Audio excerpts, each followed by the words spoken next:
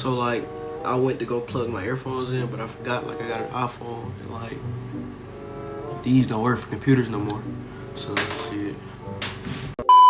Hey, young Metro, don't trust you. Yo. I'm gang banging, and I'm dangerous. Smith and Wesson, and it's Dennis. Brand new Rock. Hey, what's up, bro? Today we about to watch a video. I don't even know what video yet. We about to find something good though to react to or something like that. You know what I'm saying? Something quick and easy. You feel me? Hopefully y'all like it. If y'all don't like it, then hit the dislike button. No, don't hit that dislike button. You hit that dislike button, then we gonna be here for real. I'm gonna be hitting you if you hit that dislike button on me. Let's go. Hey man, so this video 11 minutes long. I don't even think I got 11 minutes. You feel me? I got to go. But we about to see how much we gonna get. You feel me? We can play. Here we go. Summer camp stories. Don't go to summer camp. Simple.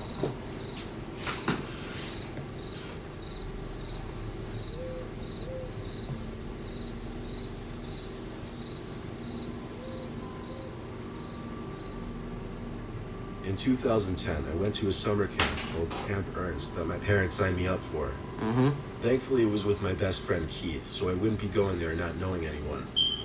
The camp was for 2 weeks, and it was the typical setting you would expect to see in those old summer camp horror movies like Sleepaway Camp. There were 2 big cabins where the girls and boys slept respectively.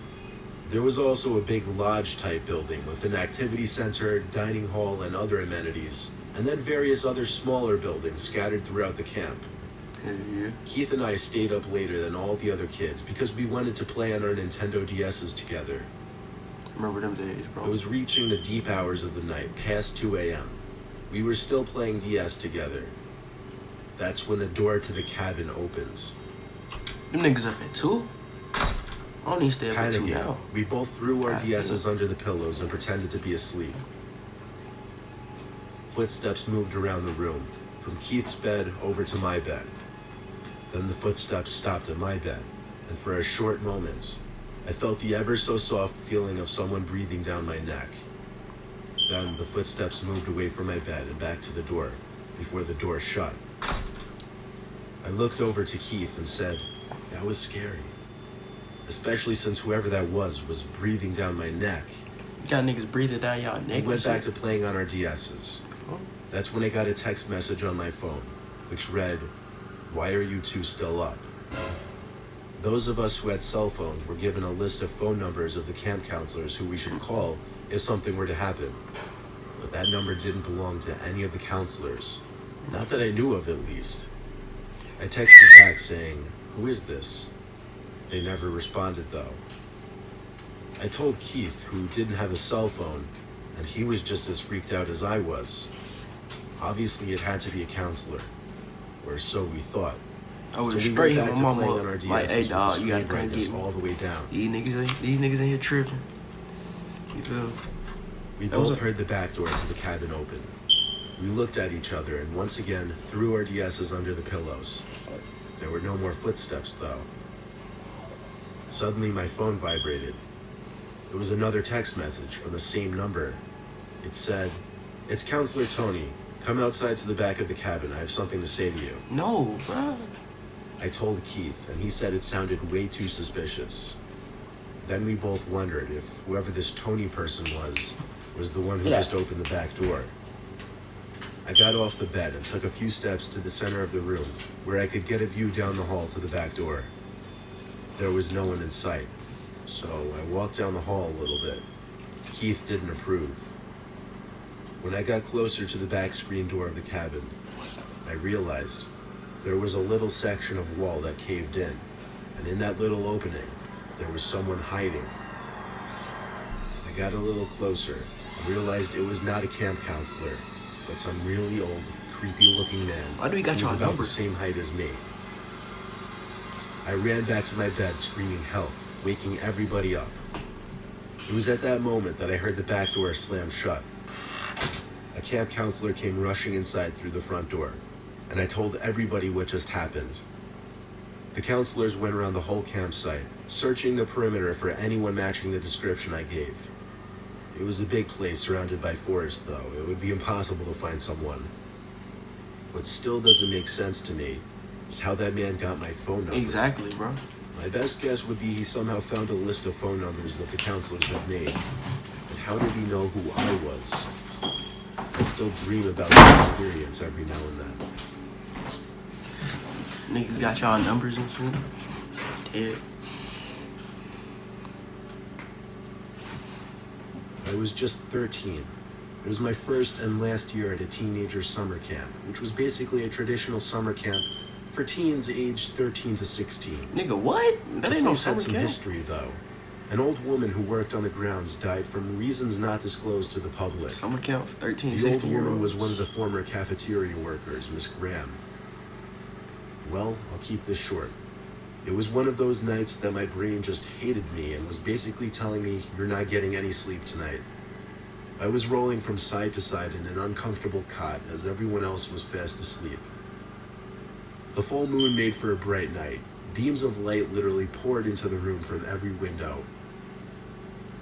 I was so far from tired that I just felt defeated. I'm dead. I sat up and rubbed my eyes. And when I opened them again, I noticed the light from the window straight across from me was blocked by something. I gasped when I saw what was blocking the light. It was a person's head. What Looked the like an fuck older was woman that? with a red cap on. What the hell is this lady doing? Thanks. I thought to myself. It didn't really hit me hard until I realized the woman was looking right at me.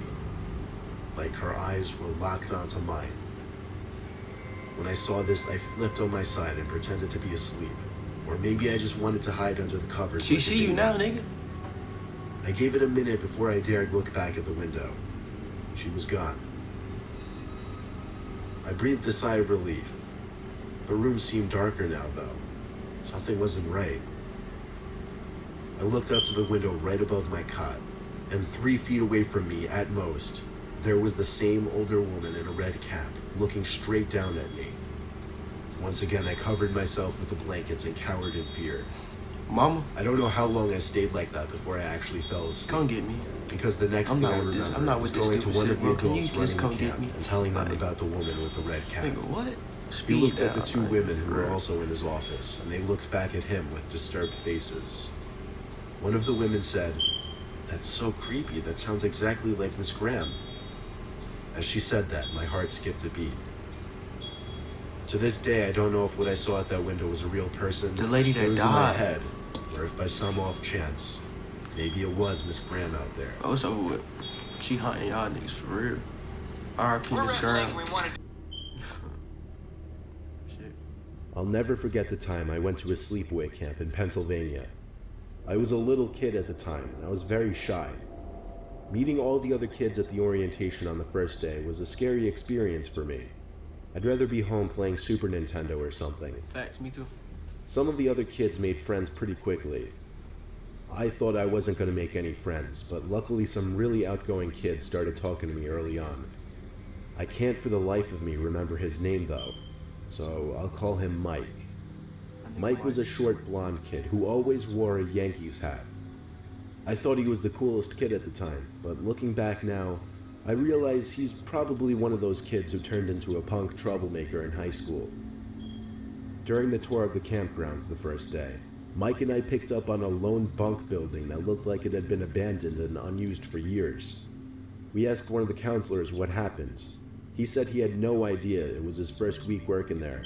All he knew was that it hadn't been used for years. On the last night of camp, we were in our bunks. Everyone was getting ready to go to sleep. Mike came up to me and whispered something in my ear.